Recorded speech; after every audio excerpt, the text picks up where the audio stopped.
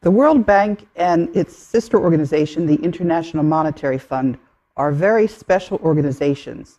They are sitting on top of the world's wealth, which was put into a secret account, and it has more gold than anybody knows about.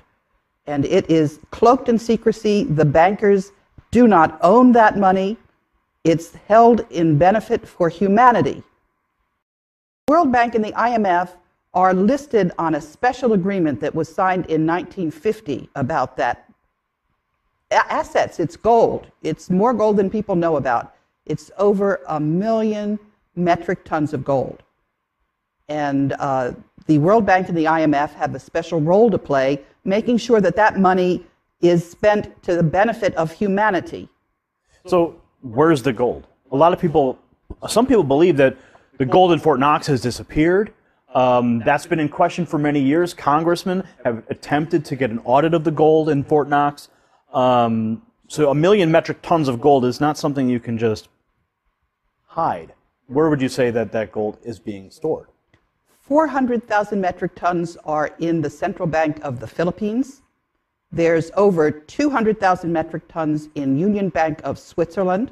And some of that gold is buried securely in the Philippines as well. Some of it is held in various banks, but the bulk of it is in the Philippines. So the World Bank holds the note on that gold? No.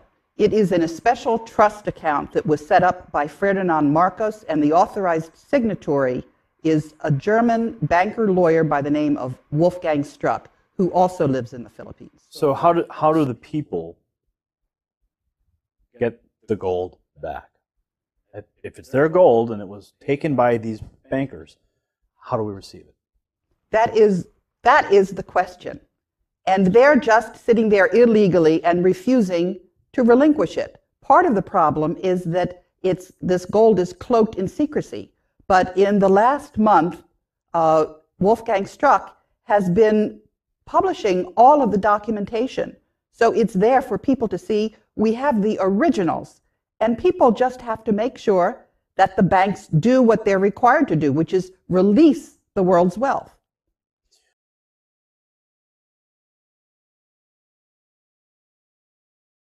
Contact Phoenix Journal Review.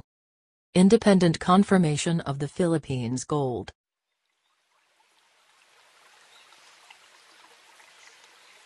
Throughout the Spanish occupation of the Maharlika, members of the Tagayan Italiano clan have been visiting Europe since some of their relatives were English and Austrian.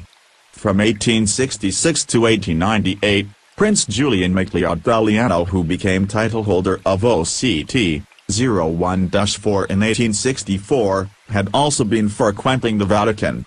In 1934, under Pope Pius XII, the Vatican negotiated with a member of the Filipino royal family, the Christian Italiano clan in the Maharlika.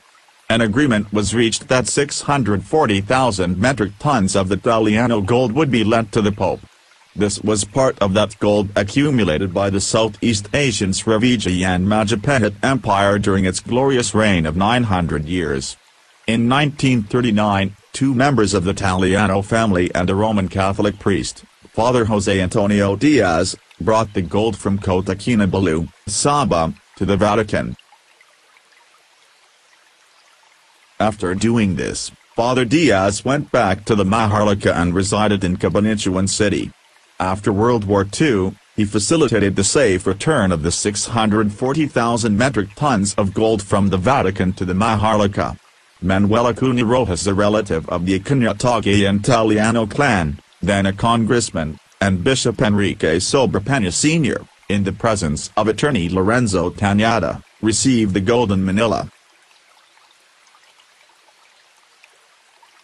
Having gained the trust and confidence of Father Diaz, the Italiano clan made him the main negotiator and trustee of their gold.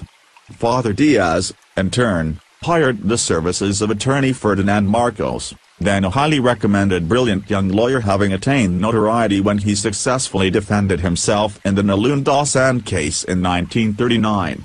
The Italiano clan paid commission to Father Diaz and attorney Marcos in gold, 30% from the principal of 640,000 metric tons.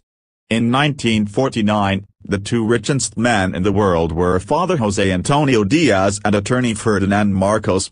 Between the two of them they legitimately earned and owned 192,000 metric tons of gold.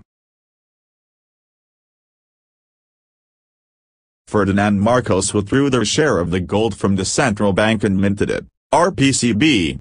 Sometime later, Father Diaz and Marcos brought their gold to Switzerland, in the Swiss Bank Corporation in Zurich. The remaining 400,000 metric tons of Italiano gold is in the third-floor basement of the central bank minting plant in East Avenue, Quezon City.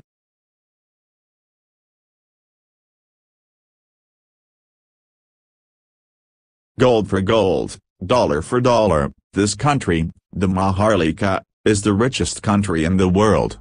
During a talk show in a U.S. TV the week following the bombing of the New York Twin Towers, President Bush was asked this question, which is the richest country in the world today? With a smile he said, the Philippines.